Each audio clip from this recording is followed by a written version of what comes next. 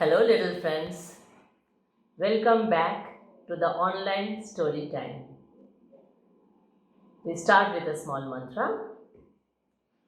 Om Asato Ma Sadgamaya Tamaso Ma Jyotirgamaya Mrityurma Amritam Gamaya Om Shanti Shanti Shanti Hari Om.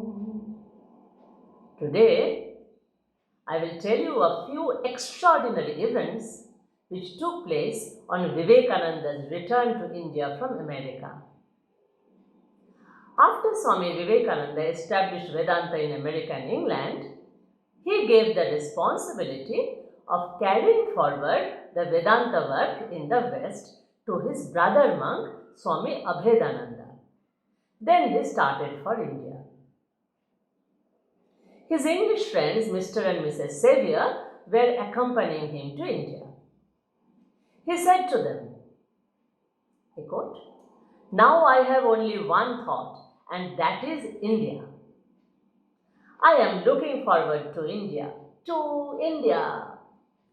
On the eve of his departure, an English friend asked, "Swami, how do you like your motherland now, after 4 years of the luxurious, glorious, powerful West?" Do you know what Vivekananda said? His significant reply was, I quote, "India I loved before I came away. Now the very dust of India has become holy to me. The very air is now to me holy. It is now the holy land, the place of pilgrimage, the Tirtha." Unquote. The homecoming of Swami Vivekananda may be regarded as a great event in the history of modern India. This is because a united India rose to honor the prophet of Hinduism. Vivekananda was looked upon as the man of the hour and the forerunner of a new age. Therefore, his homecoming was awaited eagerly by millions of Indians. Reception committees were formed in various cities, and the newspapers were full of coverage only of Swami Vivekananda. When he reached the shores of India at Pamban, Vivekananda was beside himself with excitement. Raja of Ramnath welcomed Vivekananda, and he was given a tremendous ovation by the citizens of Pamban. The firing of cannon announced to the waiting thousands the arrival of Vivekananda. And at the time of landing, numerous rockets shot far into the air, and they continued to be fired at repeated intervals until the procession reached its goal. The Raja of Ramnath untied the horses from Vivekananda's carriage and pulled the carriage through the streets himself. See, the Raja, the king of the land, pulled Vivekananda's carriage. The meeting between the king and the monk was a most touching one. Vivekananda said with much feelings that the Raja had been one of the first to encourage him to go to the Chicago Parliament of Religions and had helped him to do so. So it was apt that he should meet the Raja first on landing on Indian soil. Vivekananda visited the temple of Rameswaram too, where he was an unknown wandering monk just 4 years ago. Now great men were competing with one another to meet him. Vivekananda wanted to go by steamer to Chennai. That time it was called Madras, but he received many telegrams from different towns along the way asking him to stop at least for some time, a few minutes even. His love for his countrymen prompted him to change his plans, and he travelled by train instead. He found people waiting to receive him in every town. In every town, every street, A handsome triumphal arch was formed of branches, leaves, and coconut. Flowers bore the motto of welcome to Vivekananda. The processions attended with due Hindu honors. The flag, the sacred umbrella, the spreading of the white cloth, elephants, camels, horses, the temple insignia, music, fireworks, and all the evidence of respect that the Hindu pays to a Mahatma. In one place, as soon as Vivekananda entered the pandal, a beautiful artificial lotus unfolded its petals and out flew a bird. A Sanskrit hymn was composed for Vivekananda and it was sung very nicely. Now I will tell you a remarkable incident which speaks volumes for the love and adoration in which Vivekananda was held by millions in South India. It took place at a small railway station some few miles from the Madras city proper. Hundreds of people had assembled there to get a glimpse of the great teacher and pay their homage to him. The train was a through train and was not to stop at that station. The crowds demanded the station master to flag the train to make a stop, if only for a few minutes. But it was not possible. So, at last, seeing the train coming at a distance, hundreds of people fell flat upon the railway track, determined to stop the train by this extreme measure. Can you imagine? See, they were ready to die than not being able to see Vivekananda. The station master was panic-stricken. So many people will die, he couldn't do anything. But God is there. Luckily, the guard of the incoming train realized the situation. He at once ordered the train to be stopped.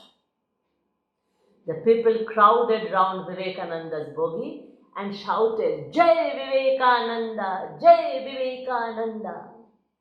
Vivekananda was visibly in tears by this display of love.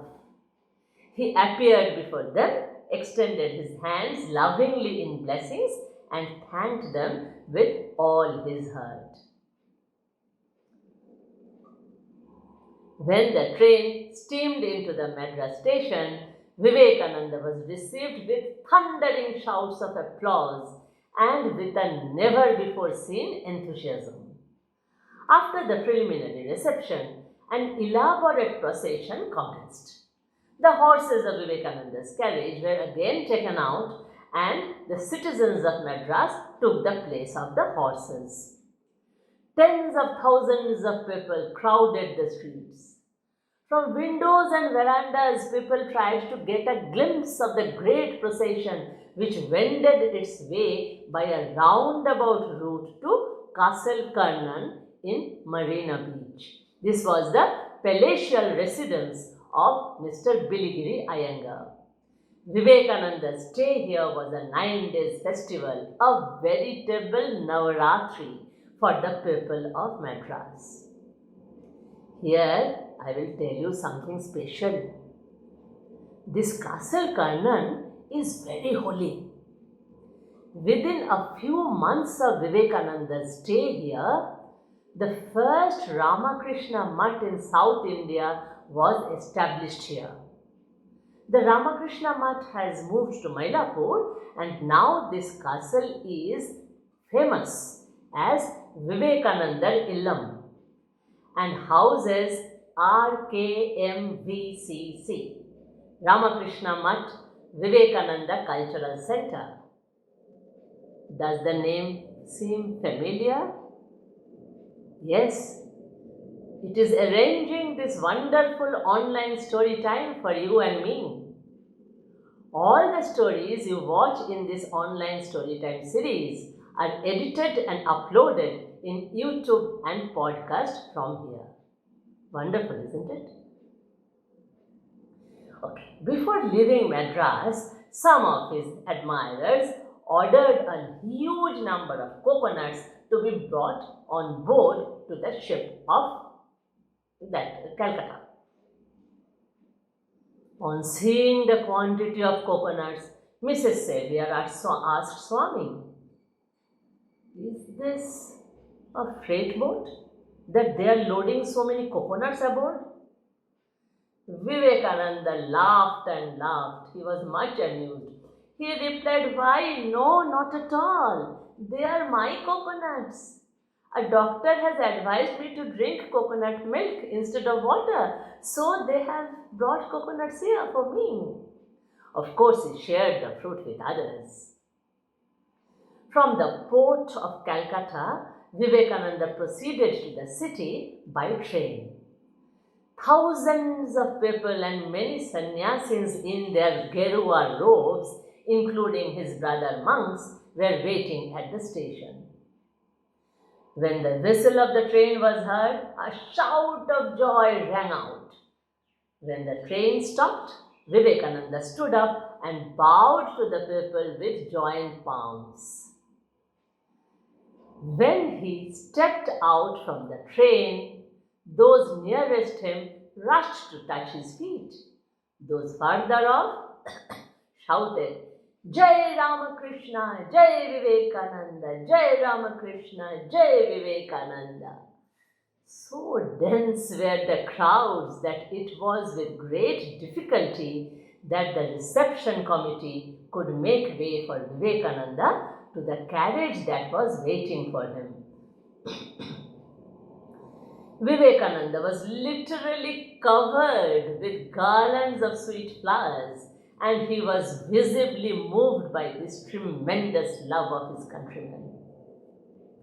A group of students from the Scottish Church College, you remember, where Vivekananda had studied? They came forward and pulled the carriage. It was a fantastic procession with bands, music, banners and flowers and blowing of conch shells. Typical Bengali style. Vivekananda was requested to speak, but the noise of the millions was so deafening that Vivekananda was compelled to speak from the top of a Madras coach. He himself called it in the Gita fashion, meaning that there was some sort of similarity between himself imparting the counsel and inspiration from a coach and SriKrishna delivering his message of Bhagavad Gita from a chariot at the war field of Kurukshetra. Everybody enjoyed this apt comparison. Wherever he went, from the south to the north, throughout India, everywhere Vivekananda received similar adulation. And everywhere he delivered inspiring lectures. They are collected in a book called Lectures from Colombo to Almora. I must mention here that many months ago at Detroit, Vivekananda confidently told the Americans, I quote, "India must listen to me. I shall shake India to her foundations. I shall send an electric thrill through her national veins. Wait, you shall see how India will receive me. India, my own India, that knows truly how to appreciate that which I have given so freely here, and with my life's blood as the spirit of Vedanta. India will receive me in triumph." Unquote. Looking back, it seems like divine forecast, how true his every word became. Dear children, just think about it. The demonstration of this unheard of warm reception by the entire nation had not been made in honor of a great victory in war, as could be expected in any other country of the world. This was India. It was not even for a great king, or for a great soldier, or even a millionaire.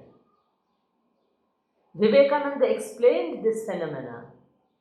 The spirituality of the Hindus is revealed by the princely reception which they have given to a begging sannyasi. Let us conclude with a small chant. Om Bhur Bhuvassuva Tatsaviturvarenyam Bhargo Devasya Dhimahi Dhiyo Yo Na Prachodayat. Om